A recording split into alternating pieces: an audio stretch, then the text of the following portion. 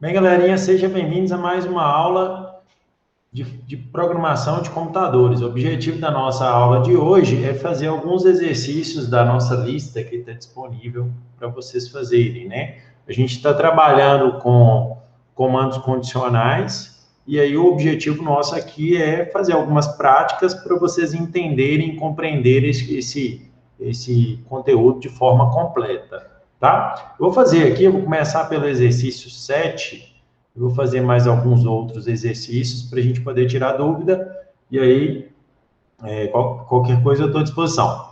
Ó, vamos lá, faça um programa que receba dois números e mostre o maior.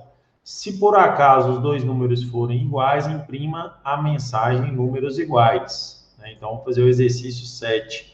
Vou receber dois números, né? Ele não fala se é inteiro, então vou chamar aqui de número 1 e número 2.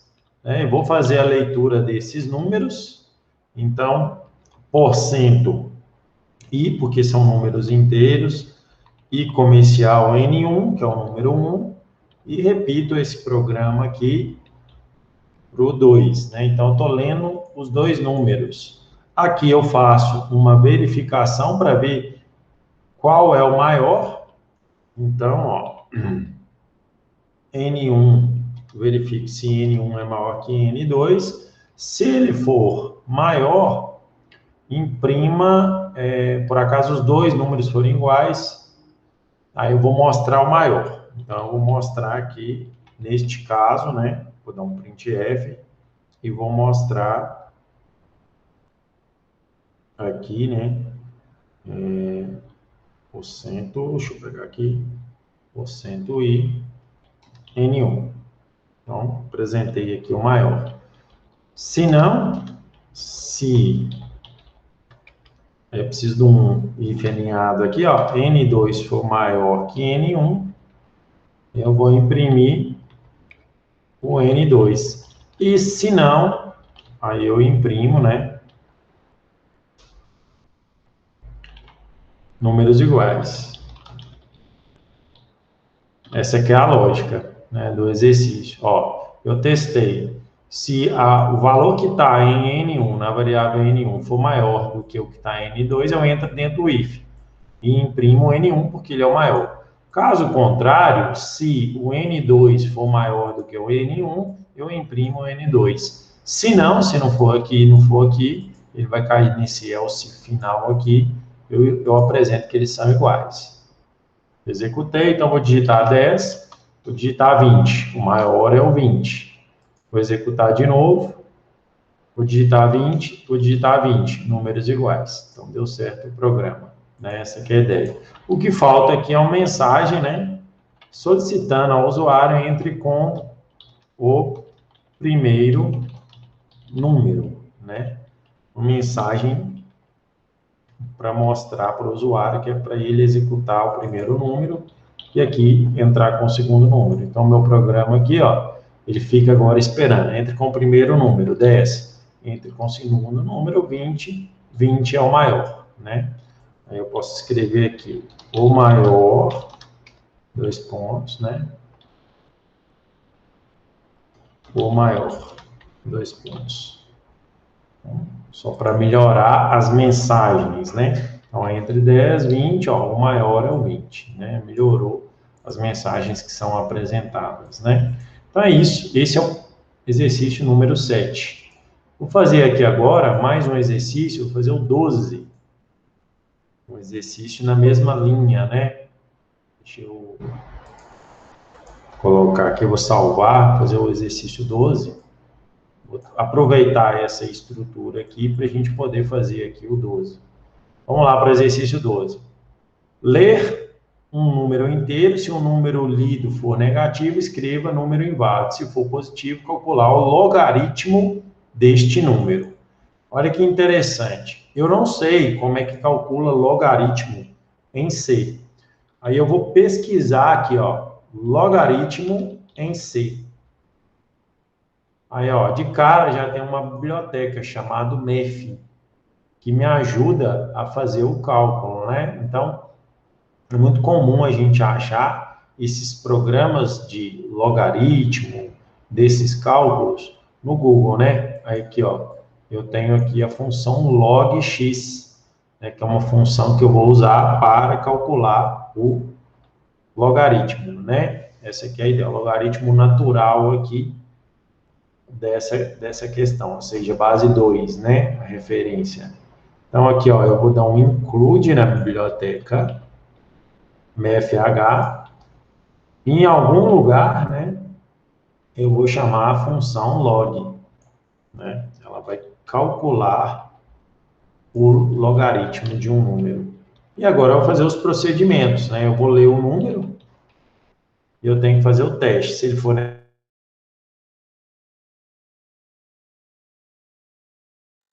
esse número, por exemplo, aqui, ó, porcento i, esse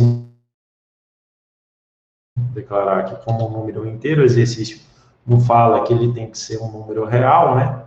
Eu li aqui como um número inteiro, beleza. Agora eu vou testar se ele, que chama n, é maior que zero. Se for maior que zero, menor que zero, aí eu não calculo, né? Se for maior que zero, eu vou calcular o log. Caso contrário, é que eu vou escrever, né? A mensagem é número inválido. É isso que eu vou fazer. O log eu tenho que armazenar em algum lugar, né? Eu chamei a função log passando um n. Então, ele vai me retornar aqui um resultado dessa operação. Aqui na própria enunciado da questão, ó, se você pegar aqui essa variável, ela é uma variável double. Double significa que ela é uma variável real, né? Eu já mostrei para vocês o float, então vou usar o float ao invés do double. Eu vou chamar isso aqui de resultado. Então, resultado, a variável chamada resultado, vai receber o log de n. Né? Essa aqui é a ideia. E aí, eu vou imprimir agora, né? Depois que eu receber, eu vou... Por que eu precisei da chave? Porque eu vou colocar mais de um comando dentro do bloco if. Então, aqui eu vou imprimir, né, o logaritmo. Então, logaritmo, 2 pontos, porcento, f. Vou colocar duas casas decimais aqui, né? Nesse porcento f. Duas casas decimais. Esse ponto 2 aqui, ele vai fazer uma abreviação, né? Ele vai fazer ali, ele vai reduzir o número de casas decimais. Beleza. E aqui eu vou colocar o resultado. Caso contrário, o else aqui, aí eu imprimo o número inválido. Então, essa é a minha lógica. Repetindo, li o número, testei se ele é maior que zero. Se ele for maior que zero, eu calculo o log e imprimo o resultado do log. Caso contrário, eu imprimo um número inválido. Ou seja, se ele for negativo, eu vou digitar aqui, por exemplo, menos 8. Né? Ele vai colocar número inválido. Se eu digitar aqui, por exemplo, 8, ele vai colocar que é 2,08, né? Essa aqui é a ideia. Esse logaritmo natural, deixa eu só confirmar aqui, o exercício não pede, né, qual que é a base. A gente pode usar com a base 10, né, que seria essa outra função aqui, ó. Mas poderia usar com essa, como o exercício não pede qual que é a base, né, eu poderia colocar aqui a base 10, né? Essa que é a ideia. Então, ó, com log, eu posso calcular aqui, por exemplo, se eu colocar o log de 10 na base 10, vou colocar 100, por exemplo, e tá dando, o logaritmo está dando 2, né? Usando agora a base 10. Essa aqui é a ideia. Está dando um resultado aqui em cima, né, de 2, quando eu uso a base 10. Né? Então, 10, nesse caso 10 vezes 10, ou seja, 10 ao quadrado, vai dar 100, né? Que é ao contrário, né, do logaritmo na base 10. Então, como o exercício não pede, eu posso usar tanto a função log quanto a função log10, que são dessa biblioteca mef.h. Então, caracterar mais ali. Mas é isso. Esse é o exercício 12. Né? Vou fazer aqui agora o exercício número 16, para completar esse nosso raciocínio. Né? Então, vou apagar aqui e vou proceder novamente aqui para a execução do exercício 16. Vamos lá. O exercício 16 já é interessante, ele é usando o switch, que a gente aprendeu na última aula. Usando o switch, escreva um programa que leia um número inteiro entre 1 e 12 e imprima o mês correspondente a esse número. Isto é, janeiro se 1, fevereiro se 2 e assim por diante. Então, vou ler o número entre 1 e 12. Esse número, ele é um número inteiro. Eu li ele aqui. E comercial, N. No scanf eu li ele. Posso colocar uma mensagem aqui, eu não coloquei no exercício anterior, mas deveria, né? Entre com o número. Beleza, ponto e vírgula. Aqui eu leio ele e agora eu vou fazer a minha operação com o switch, o meu casamento com o switch. Switch N, né? Aí eu abro chaves. 1, se ele casar com 1, né? O que eu vou imprimir? Aí eu vou imprimir aqui janeiro, né? Essa aqui é a ideia. Se ele casar com 2, eu vou imprimir fevereiro. E se ele casar com 3, eu vou imprimir março. Beleza. Aí aqui eu tenho aquele comando break para interromper a execução, né? Então aqui eu tenho um break. E aqui eu tenho o comando break. E se não for nenhum desses, eu tenho o comando default, né? Que eu coloco aqui, opção, por exemplo, mês inválido, né? Porque não casou com nenhuma das situações. Então, neste exemplo aqui, se eu por acaso digitar 4, ele não vai casar com nenhuma situação. Vamos ver se ele compila. Tem aqui um erro, printf, switch n. Ah, faltou a palavrinha case, né? Na minha sintaxe. Aqui faltou o case, ó. Os breaks estão aqui, né? E aqui o default. Switch case. Beleza, compilou, vou digitar o número 4, mês inválido. Agora vou digitar o número 3, março. Vou digitar o número 1, janeiro.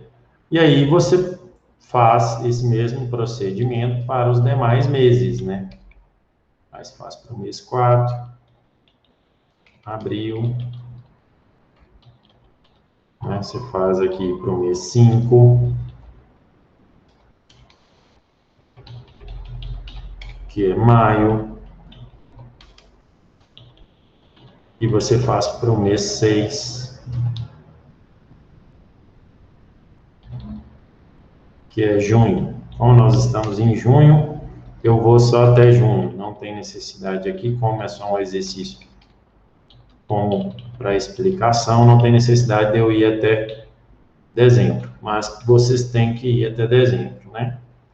Então, executei aqui, ó, se eu digitar 6, ele vai cair lá junho, né, correspondente. Então, usando o switch case para esse propósito de pegar a variável n e casar ela com alguma das opções do switch case. Lembrando de colocar o break para poder interromper, né, essa execução.